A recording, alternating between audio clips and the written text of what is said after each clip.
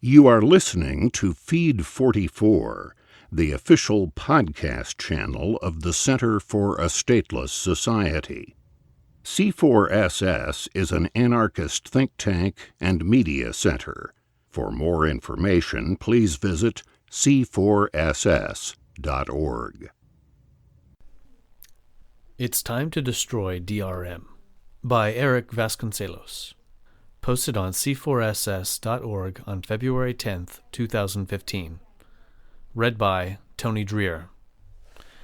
On January 20th, the Electronic Frontier Foundation announced the Apollo 1201 project, an effort to eradicate digital rights management schemes from the world of Internet commerce. Led by well-known activist Cory Doctorow, the project aims to accelerate the movement to repeal laws protecting DRM and kickstart a vibrant market in viable legal alternatives to digital locks. According to EFF, DRM technologies threaten users' security and privacy, distort markets, undermine innovation, and don't effectively protect so-called intellectual property. EFF's aim is true. DRM plays a huge role in extending the life of intellectual property monopolies and their evil effects on creation and innovation.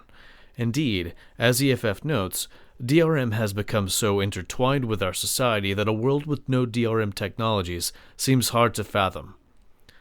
The debate becomes even more relevant given the widespread adoption of 3D printing, which is capable of making many IP-protected goods, and given moves by corporations to extend post-purchase control over those who buy their products.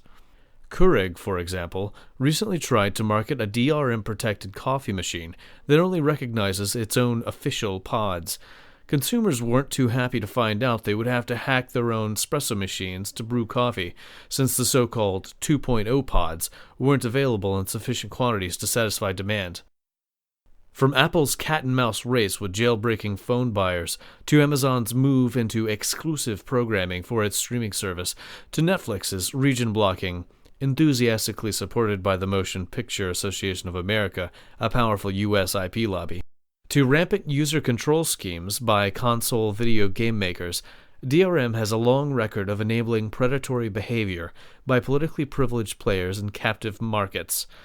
The enforcement of intellectual property claims has become so extensive and intrusive that rights holders feel increasingly free to interfere in production of content formerly considered fair use.